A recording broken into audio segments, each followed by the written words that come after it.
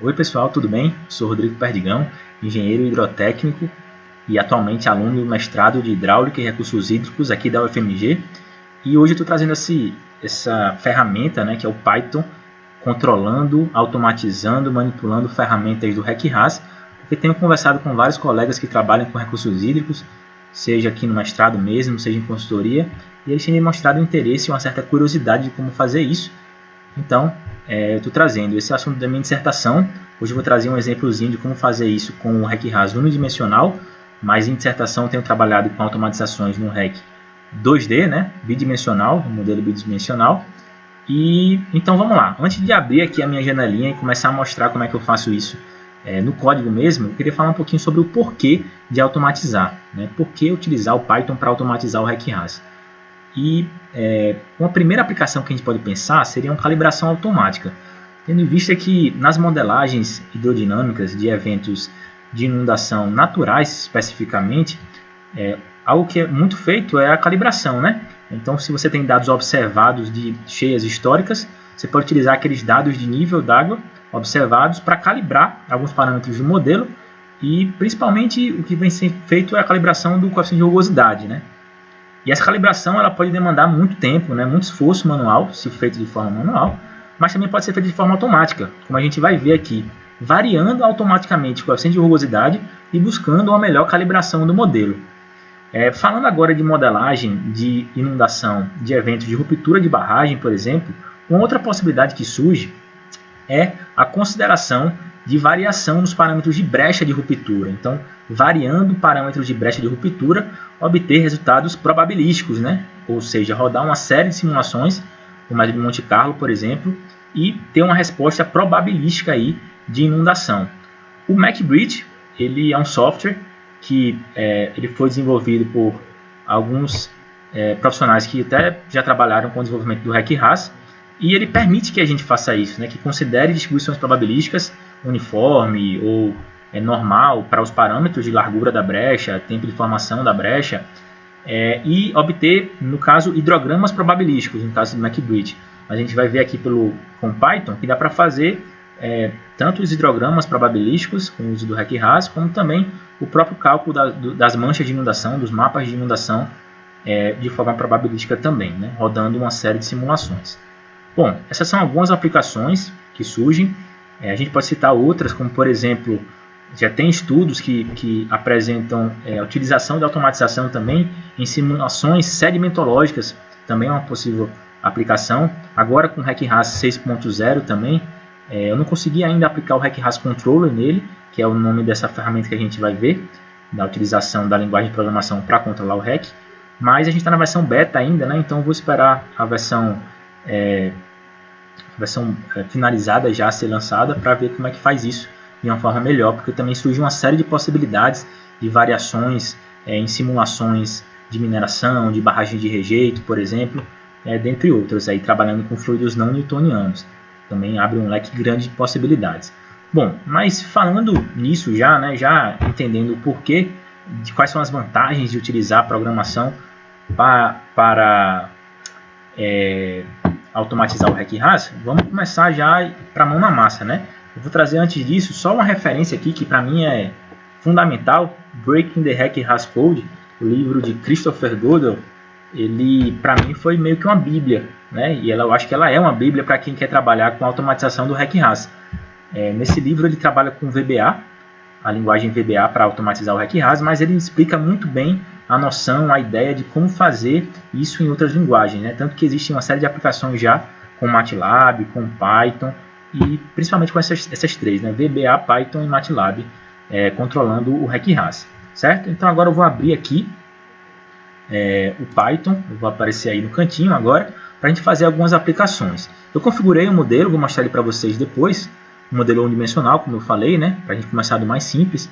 E a primeira coisa que a gente vai fazer é importar a biblioteca win32com.client.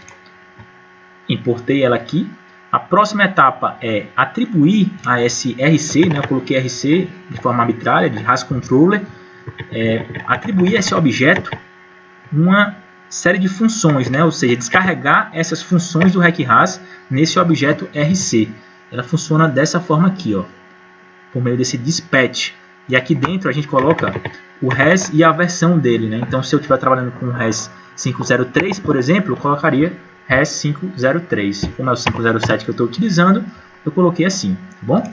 Então, eu vou executar ele aqui para, a partir de agora, ter uma série de funções do Hack-RAS, que a gente antes teria que abrir a interface para utilizar por meio dos botões, agora já disponível, atribuído a esse objeto RC.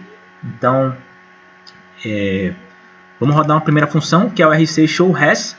A gente vai apertar aqui e aí na mesma hora ele abre, né? ShowRes. Ele abre a janela do Hack-RAS. Da mesma forma, a gente pode também usar um RC KitRes, que vai fechar. Ó, percebam aqui embaixo que ele vai sumir, vai fechar a janelinha do Hack-RAS.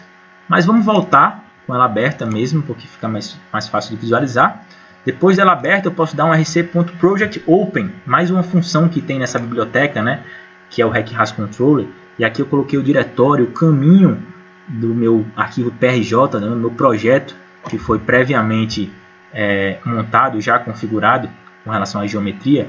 Então, quando eu rodo aqui, automaticamente lá na janela ele já vai ter aberto o projeto, já abriu o projeto. E aí a gente vem para uma função que é muito bacana no Hack-RAS, é fundamental, que é o rc.compute_current_plane. Ele permite que você execute a simulação atual, né? Aquela que já está configurada lá. Então ele tem 3 argumentos, os primeiros 2 são com relação a mensagens do modelo, aquelas mesmas mensagens que a gente via na janela da interface lá, elas surgem aqui também, você pode passar como nome mesmo. E o terceiro argumento tem que ser colocado como true, porque é um argumento de bloqueio, né? Ele faz com que o Python pare de executar as próximas linhas até que a simulação se encerre.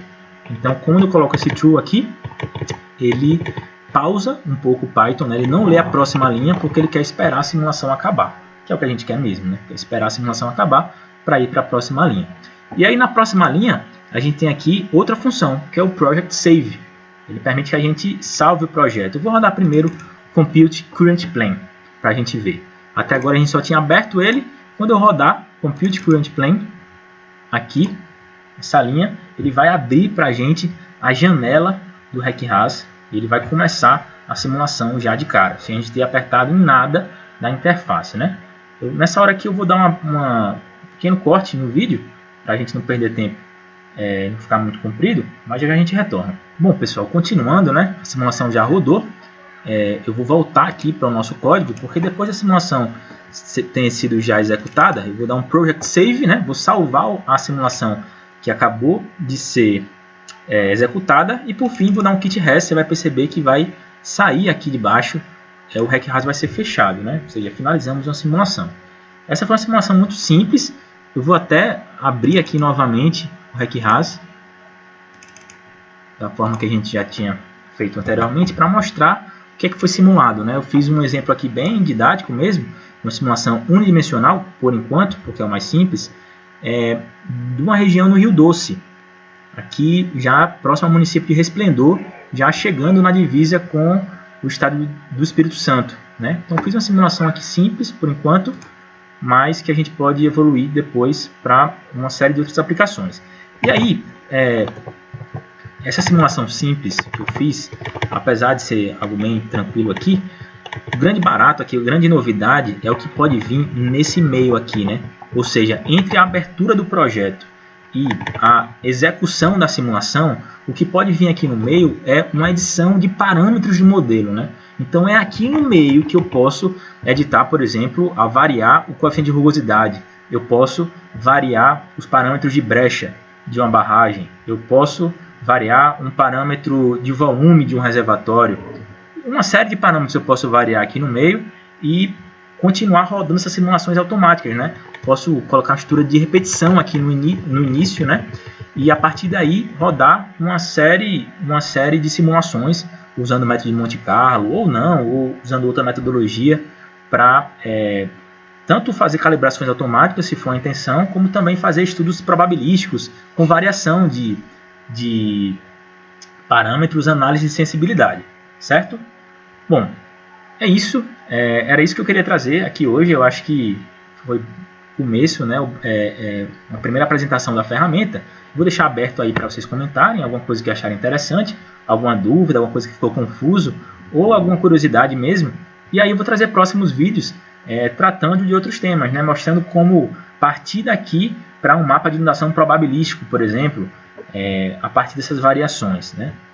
Como eu havia dito, o Python ele é muito poderoso porque ele se comunica muito fácil com outras ferramentas, né? Com modelos hidrológicos, com ferramentas de geoprocessamento. Então, isso cria uma série de possibilidades de aplicações. Sistemas de alerta, de automatização de geração de mapas de inundação, de uma série de coisas que surgem e que se tornam possibilidades. Tá bem? É isso. Obrigado pela atenção e podem comentar aí qualquer coisa.